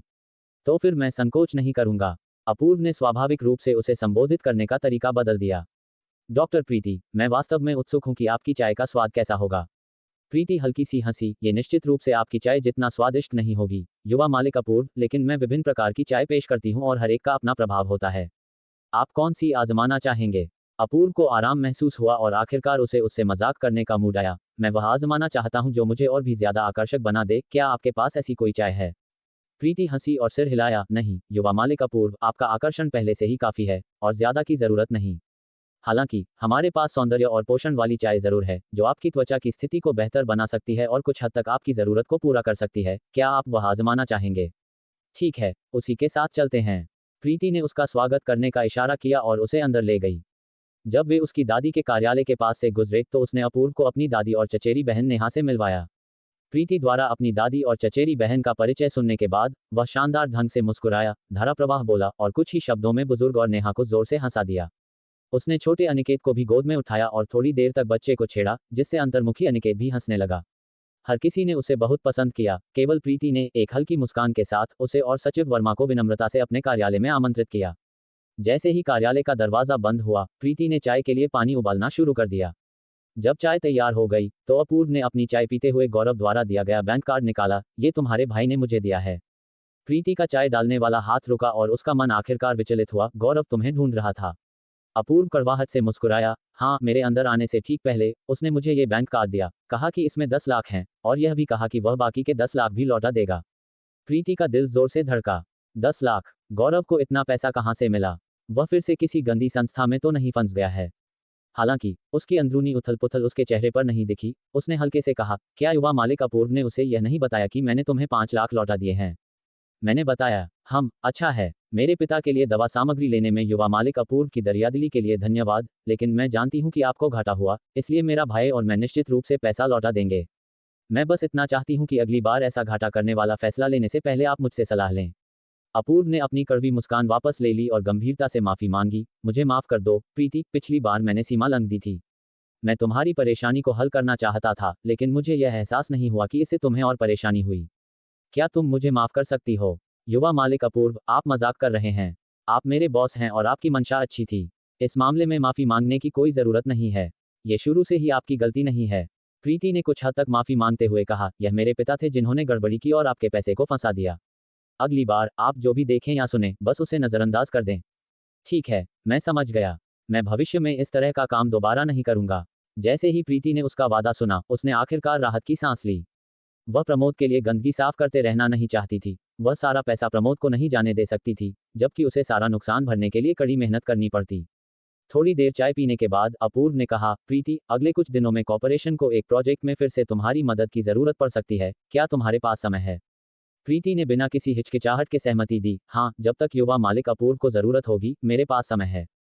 मैं मेडिकल क्लिनिक में भी ज्यादा व्यस्त नहीं हूँ, इसलिए आप इस बारे में निश्चिंत रह सकते हैं। यह अच्छी बात है, मैं सचिव वर्मा से तुम्हें प्रोजेक्ट सामग्री भिजवा दूंगा। इस बार हमारा प्रतिद्वंद्वी अभी भी शक्ति कॉप है। प्रीति हल्की सी हंसी, ये प्रतिद्वंद्वी मुझे खास तौर पर उत्साहित करता है। अपूर्व भी हंसा। वह जानता था कि जब भी शक्ति कॉप से निपटने की बात आती थी, तो वह प्रीति पर भरोसा कर सकता था। अपना संदेश देने के बाद अपूर्व को बहुत हल्का महसूस हुआ। उसने अपनी चाय का प्याला खत्म किया, खड़ा हुआ और जाने की तैयारी की। उसे जाते हुए देखकर प्रीति ने उसे देने के लिए कई हिस्सों में औषधीय चाय पैक कर दी। ये सब मेरी दादी द्वारा बनाई गई औषधीय चाय है। इसके प्रभाव इस पर लिखे हुए हैं। स्वाद शायद आपकी चाय जितना अच्छा न हो, युवा मालिक अपूर्व, लेकिन इसे नियमित रूप से पीना शरीर के लिए बहुत फायदेमंद है। अपूर्व की आंखें चमक उठीं और उसने जल्दी से उन्हें लिया। धन्यवाद, मैं इसे ईमानदारी से पीऊंगा। प्रीति मुस्कुराई और सिर हिलाया, फिर उसे और सचिव वर्मा को विदा किया। हालांकि उनके जाते ही डॉक्टर शकुंतला और नेहा ने प्रीति से गपशप शुरू कर दी। विवरण जानने के लिए उत्सुक थीं। यहां तक कि दीपा भी जिज्ञासा से गपशप में शामिल हो गई। प्रीति, युवा मालिक अपूर्व का व्यक्तित्व बहुत अच्छा लगता है। तुम उन्हें कैसे जानती हो? तुम उनसे कब मिली? हाँ प्रीति, तुम युवा मालिक अपूर्व को जानती हो, तुमने कभी बताया क्यों नहीं? वह कल क्लिनिक के उद्घाटन पर क्यों नहीं आए और आज क्यों आ गए? उन्होंने जो फूल भेजे हैं, वे दूसरों से अलग दिखते हैं। दूसरे आमतौर पर सूरजमुखी, ऑर्किड, अफ्रीकी गुलदाउदी और इसी तरह के फूल भेजते हैं, उन्होंने गुलाब क्यों भेजे? क्या उनके मन में तुम्हारे लिए भावनाएं हैं? मुझे लगता है कि जिस तरह से वह तुम्हें देखते हैं, वह अलग है। प्रीति उनकी गपशप से लाचार थी। अंदाजा लगाना बंद करो, वह और मैं एक ही लीग में नहीं हैं। क्या तुम्हें पता नहीं है कि डोनफांग परिवार किस तरह का धनी परिवार है? इसके अलावा, जहां तक मुझे पता है, वह जल्द ही एक अच्छी तरह से मेल खाती अमीर लड़की के साथ होने वाले हैं। क्या उनकी कोई गर्लफ्रेंड है? नेहा ने सिर हिलाया, इसे एक अफसोस मानते हुए। मुझे लगा कि वह तुम्हारे रोमांटिक इंटरेस्ट हैं, वह तस्वीरों से भी ज्यादा हैंडसम दिखते हैं। प्रीति हंसी, वह और मैं सिर्फ काम में शामिल हैं, ये रोमांटिक इंटरेस्ट कहाँ से आ गया? नेहा ने विचार किया और फिर कहा, भूल जाओ, बेहतर है कि वह तुम्हारे रोमांटिक इंटरेस्ट न हो। मेरे जैसा व्यक्ति भी जो शायद ही खबरों पर ध्यान देता है, जानता है कि वह एक रंगीन मिजाज व्यक्ति हैं, लगातार गर्लफ्रेंड बदलते रहते हैं। इस बात पर प्रीति असहमत थी। वह जानती थी कि वह सब निराधार अफवाहें थीं। जबकि अपूर्व लापरवाह लग सकता था, वह वास्तव में कॉर्पोरेशन के प्रति समर्पित था और अपने प्रत्येक प्रोजेक्ट की गहराई से परवाह करता था। वह अपने करियर में बहुत महत्वाकांक्षी था। अपूर्व के साथ अपने रिश्ते के बारे में संक्षेप में बताने के बाद प्रीति अपने कार्यालय में लौटी और गौरव को फोन किया। फोन जल्दी उठा लिया गया और दूसरी तरफ से एक युवा और स्पष्ट आवाज आई, प्रीति, क्या हुआ? गौरव, क्या तुमने अपूर्व को 10 लाख दिए? हाँ। तुम्हें इतना पैसा कहाँ से मिला? क्या तुमने अपनी किडनी बेच दी? प्रीति, क्या तुम्हारे पास थोड़ी सी भी सामान्य जानकारी नहीं है? ब्लैक मार्केट में एक किडनी ज्यादा से ज्यादा सिर्फ 2 लाख में बिकती है। प्रीति चौंक गई, तुम्हें इसकी कीमत भी पता है? गौरव, तुम अभी भी उस ब्लैक मार्केट एजेंट के संपर्क में तो नहीं हो ना? कोई संपर्क नहीं, मैंने तुम्हें बताया कि यह सामान्य जानकारी है। मुझे इन चीजों को जानने के लिए किसी ब्लैक मार्केट एजेंट के पास जाने की जरूरत नहीं है। ये किस तरह की सामान्य जानकारी है? मुझे ऐसी सामान्य जानकारी बिल्कुल नहीं पता। साधारण लोगों को ब्लैक मार्केट में किडनी की कीमत नहीं पता होगी। ये बस है कि तुम्हारे पास सामान्य जानकारी की कमी है। तुम मुझे ज्यादा जानने के लिए दोष नहीं दे सकती। प्रीति उससे एक पल के लिए नाराज हो गई। दांत पीसकर पूछा, तो तुम्हें 10 लाख कहाँ से मिले? मैंने प्रमोद से छीने, घर में कुछ कीमती चीजें बेची और 10 लाख इकट्ठे किए। प्रीति हैरान हुए बिना नहीं रह सकी। क्या प्रमोद के पास अभी भी पैसे थे?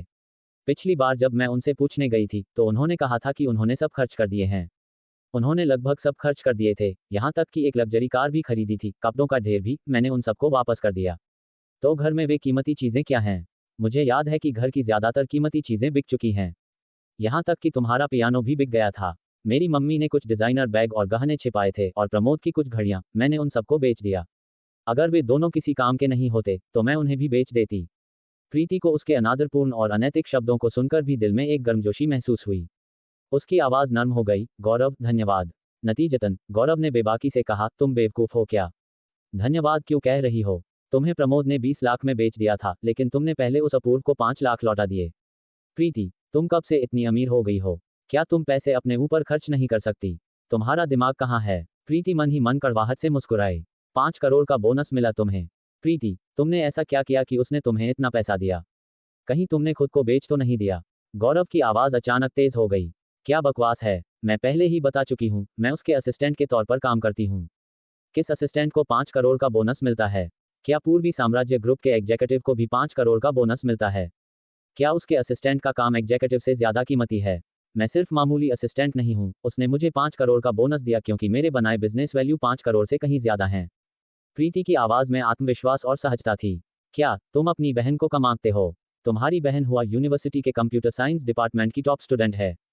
ठीक है, ठीक है, मैं जानता हूँ तुम टॉप स्टूडेंट हो। तुम इसे हर वक्त दिखाती रहती हो, बिल्कुल टॉप स्टूडेंट की तरह नहीं। अगर मैं यह नहीं कहूंगी कि मैं टॉप स्टूडेंट हूं, तो क्या तुम सबसे बुरा मान लोगे कि मैं खुद को बेच रही हूं? क्या मैं तुम्हें कोई अनैतिक इंसान दिखती हूं? तुम्हारी नैतिकता तो है, पर तुम तेज नहीं हो। मुझे बस चिंता है कि वर्मा सरनेम वाले से धोखा खाने के बाद तुम अपूर्व सरनेम वाले के झांसे में आ जाओगी। प्रीति को कुछ गुस्सा आया। गौरव, क्या तुम एक बार भी अच्छी बात बोल सकते हो? गौरव की बेपरवाह प्रतिक्रिया आई। बाकी 5 करोड़ मत लौटाना। मैं देखता हूं कि मैं हिसाब बराबर करने के लिए प्रमोद से और पैसे निकलवा सकता हूं या नहीं। ओह, अपूर्व के असिस्टेंट के तौर पर काम करते समय दूरी बनाए रखना। तुम सच में बहुत नियंत्रित करते हो। बाहर ज्यादा अच्छे मर्द नहीं हैं। वह तुम्हें जो भी मीठी बातें फुसलाए, यकीन मत करना। वह तो वर्मा सरनेम वाले से भी कम भरोसेमंद है। जो बच्चे ज्यादा चिंता करते हैं, वे समय से पहले बूढ़े हो जाते हैं। मैं बच्चा नहीं हूं। गौरव ने यह वाक्य दांत पीस कर कहा और फोन काट दिया। अपने मोबाइल से आती व्यस्त टोन सुनकर प्रीति थोड़ी हंसे बिना न रह सकी। उसे चिढ़ाना काफी मजेदार था।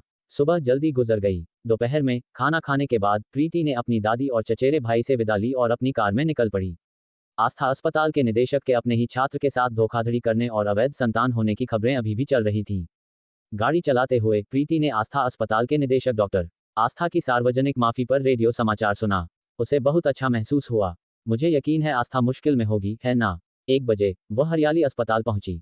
ये वही निजी अस्पताल था जिसे उसने पहले अधिग्रहण के लिए सबसे उपयुक्त माना था। छोटा पैमाना, कम प्रतिष्ठा और दिवालियेपन की कगार पर। मूल रूप से, अगर प्रमोद ने 20 करोड़ का चक्कर न चलाया होता, तो प्रीति के पास 5 करोड़ का बोनस होता। उसमें अपनी मां द्वारा छोड़े गए पैसे और अपनी दादी की बचत को जोड़कर हरियाली अस्पताल का अधिग्रहण कोई समस्या नहीं होती। लेकिन अब उन 5 करोड़ के बिना उसके पास पर्याप्त पैसे नहीं थे। इसके अलावा वह अपनी दादी की बचत या अपनी मां द्वारा छोड़े गए पैसे का उपयोग करने के लिए उत्सुक नहीं थी। इसलिए उसने एक और तरीका सोचा, जो कि अस्थायी रूप से इक्विटी के लिए तकनीक का उपयोग करना था, हरियाली अस्पताल की भागीदार बनना। आज वह हरियाली अस्पताल के निदेशक सोनू कैयान के साथ सहयोग पर चर्चा करने के लिए यहां आई थी। सोनू कैयान, जो 50 की उम्र में थे, हरियाली अस्पताल के वास्तविक मालिक थे।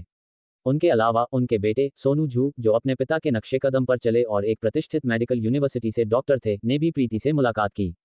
बातचीत पूरे 2 घंटे तक चली। लेकिन जब वे तीनों मीटिंग रूम से बाहर आए, तो उनके चेहरे आशा से भरे हुए थे। प्रीति ने सोनू कैयान की ओर हाथ बढ़ाया। निदेशक सोनू, मैं अस्पताल का नाम बदलने और समझौता करने की आपकी इच्छा की सराहना करती हूँ। सोनू कैयान ने युवा लड़की का हाथ संक्षेप में पकड़ा और फिर जल्दी से छोड़ दिया। वह उसे कोई गलतफहमी नहीं देना चाहते थे।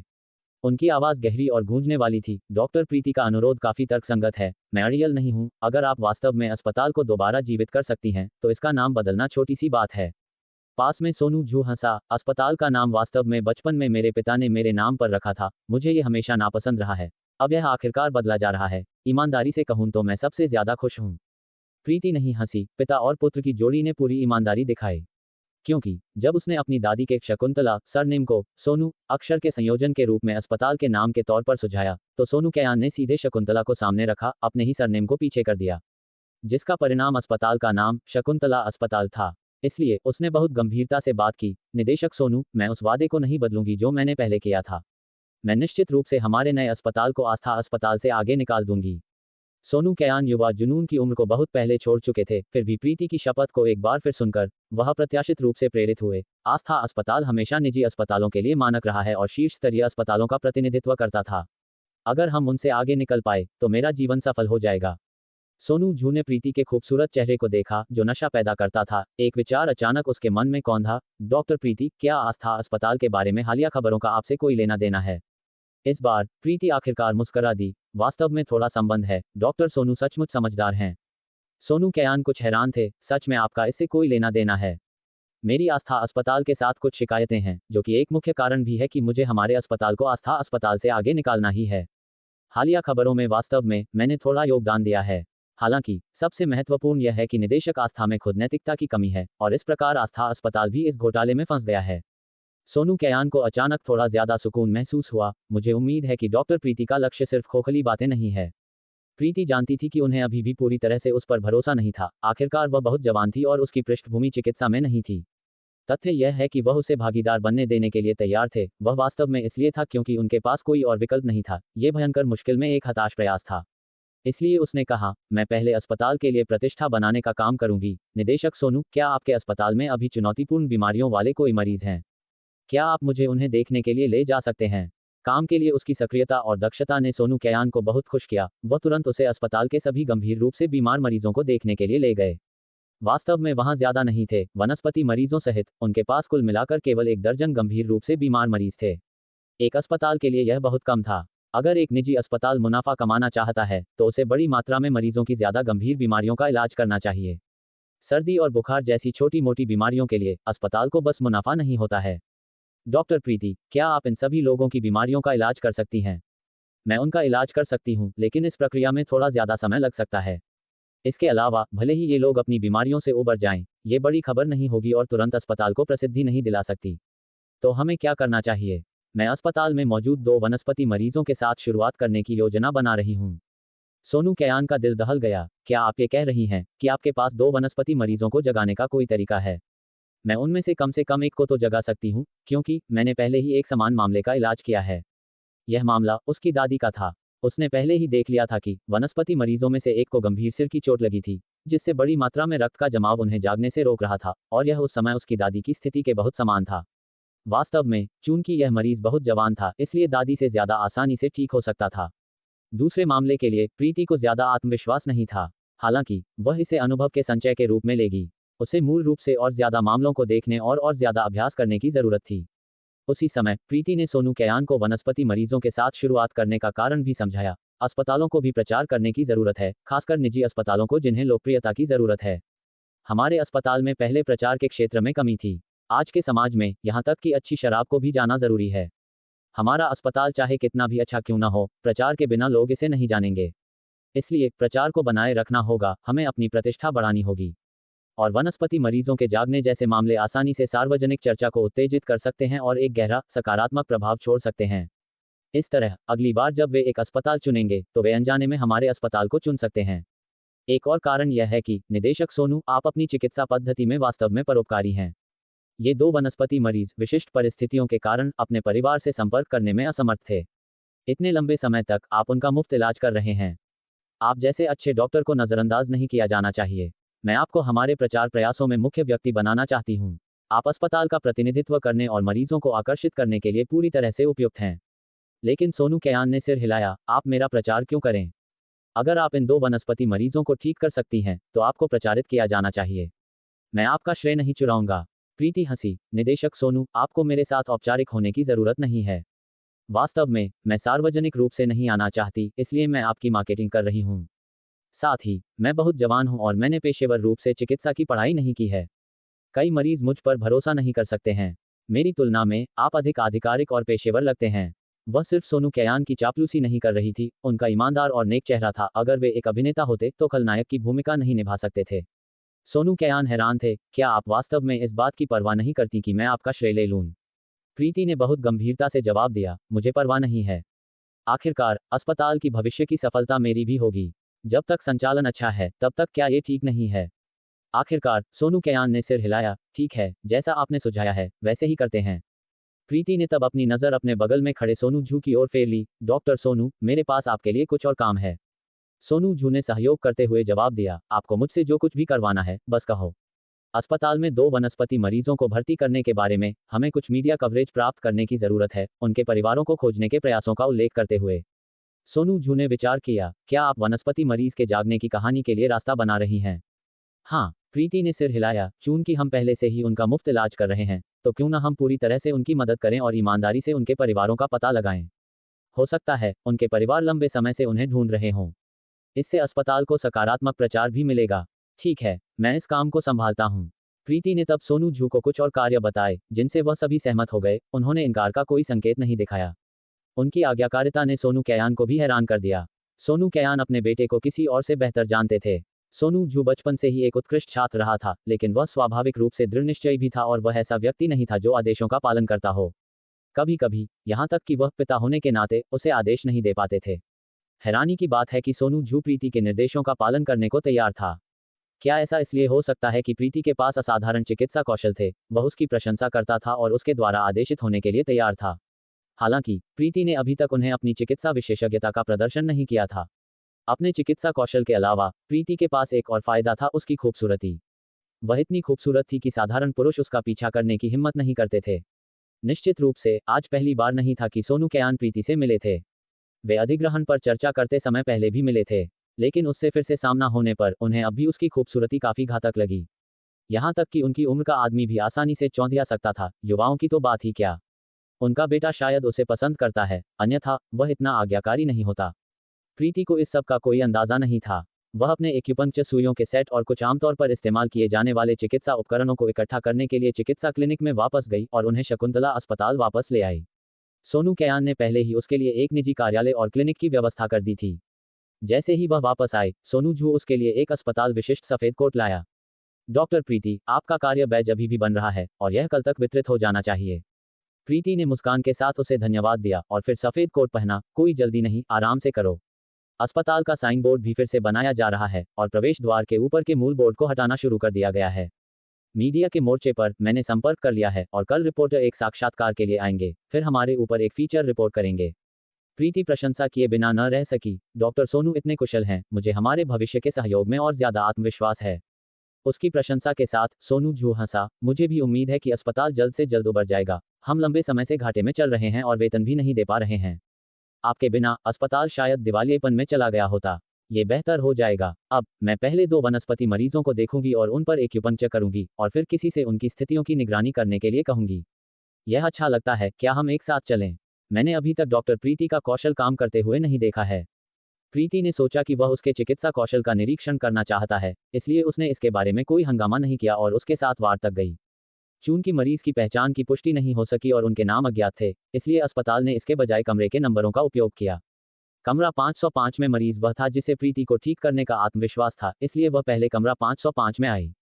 उसने फिर से मरीज की नाड़ी ली और सोनू जू भी मरीज का पूरे शरीर का सीटी स्कैन, साथ ही अस्पताल में भर्ती होने के बाद से उसके मेडिकल रिकॉर्ड लाया। यह आदमी आधे साल से ज्यादा समय से यहाँ पड़ा था, उसकी मांसपेशियां सिकुड़ गई थीं और वह बेहद पतला हो गया था।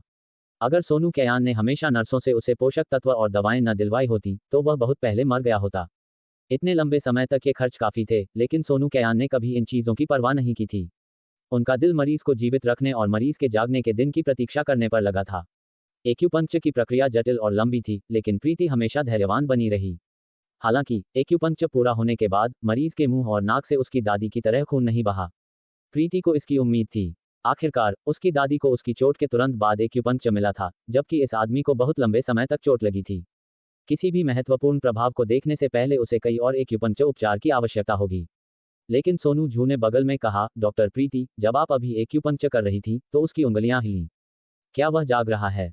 उसकी उंगलियां हिलीं। प्रीति ने इस पर ध्यान नहीं दिया था। सिर्फ इसलिए कि उसकी उंगलियां हिलीं, इसका मतलब यह नहीं है कि वह जल्द ही जाग जाएगा। हमें अभी भी इलाज जारी रखने की जरूरत है, लेकिन उसका जागना केवल समय की बात है। सोनू जू ने उसकी ओर प्रशंसा भरी नजरों से देखा। डॉक्टर प्रीति, आप अद्भुत हैं, आप एक वनस्पति मरीज को भी जगा सकती हैं। मैंने आपके जैसा विशेष डॉक्टर पहले कभी नहीं देखा। प्रीति ने सिर हिलाया। मैं अद्भुत नहीं हूँ, मुझे बस किस्मत का साथ मिला कि मैं उसे बचा सकती हूँ। उसकी चोटें संयोग से उस व्यक्ति के बहुत समान थी जिसका मैंने पहले इलाज किया था। मुझे दूसरे मरीज के साथ आत्मविश्वास नहीं है। सोनू जू की नजरें और गहरी हो गईं। वह प्रतिभाशाली, विनम्र और इतनी खूबसूरत है, हर तरह से परिपूर्ण। शायद उसे पता नहीं है कि जब वह अपने काम पर ध्यान केंद्रित कर रही होती है तो वह कितनी अद्भुत होती है, एक कोमल परी की तरह जीवन बचाती है। वह वास्तव में पूछना चाहता था कि क्या उसका कोई बॉयफ्रेंड है, लेकिन जब शब्द उसके होठों पर आए तो उसने उन्हें वापस निगल लिया। वह तब तक इंतजार करेगा जब तक वे और ज्यादा परिचित नहीं हो जाते पूछने के लिए। अभी पूछने से उसके पीछा करने के इरादे बहुत स्पष्ट हो जाएंगे, जिससे वह चौंक सकती है और दूर जा सकती है। प्रीति को पता नहीं था कि वह क्या सोच रहा था। उसने एक मरीज पर एक्यूपंक्चर पूरा किया और एक दूसरे वनस्पति व्यक्ति के वार्ड 517 में चली गई। बिस्तर 517 में मरीज गंभीर रूप से घायल था, जबकि बिस्तर 505 में मरीज को केवल मस्तिष्क की चोट थी, उसके बाकी शरीर अक्षुण्ण थे। बिस्तर 517 में मरीज, हालांकि, पूरी तरह से विकृत था। न केवल उसका चेहरा निशानों से ढका हुआ था, बल्कि उसके पूरे शरीर में कई फ्रैक्चर भी हुए थे। उसकी 2 टांगें अब अलग अलग लंबाई की थीं। सोनू झू ने प्रीति को समझाने की पहल की। मरीज 517 मूल रूप से हमारे अस्पताल से नहीं था, उसे एक ग्रामीण अस्पताल से भेजा गया था। उसकी चोटें इतनी गंभीर थीं कि अन्य अस्पतालों ने उसे भर्ती करने से इनकार कर दिया, लेकिन मेरे पिता करुणावान थे और उसे भर्ती करने का फैसला किया। उसका जीवन बचाने में लगभग 5 या 6 दिन का इलाज लगा। उसके फ्रैक्चर इतने गंभीर थे और उसकी चोटें इतनी गंभीर थीं कि ग्रामीण अस्पताल ने केवल मोटे तौर पर उसकी हड्डियां सेट कीं। जब उसे हमारे अस्पताल में स्थानांतरित किया गया तो हमने शुरू में सोचा कि वह बच नहीं पाएगा, इसलिए हमने उसके फ्रैक्चर को प्राथमिकता नहीं दी। जब तक वह स्थिर हुआ और हम उसकी हड्डियों को ठीक करना चाहते थे, तब तक थोड़ी देर हो चुकी थी। तो उसकी हड्डियों में अब थोड़ी समस्या है, भले ही वह जाग जाए, वह लंगड़ा रहेगा। प्रीति ने उसकी बात सुनी, जबकि 517 के मेडिकल रिकॉर्ड और सीटी स्कैन को देखा। उसकी हड्डियां वास्तव में समस्याग्रस्त थीं, लेकिन प्राथमिकता उसे जगाने की थी, अन्यथा बाकी सब अर्थहीन होगा। कि सोनू कैयान उन मरीजों को स्वीकार करने को तैयार थे जिन्हें अन्य अस्पतालों ने इनकार कर दिया था, और यहां तक कि उनका जीवन भी बचा लिया। ये दर्शाता है कि उनमें न केवल एक डॉक्टर की करुणा थी, बल्कि एक विशेषज्ञ के उत्कृष्ट चिकित्सा कौशल भी थे। ऐसे भागीदार होने से प्रीति को आसानी महसूस हुई।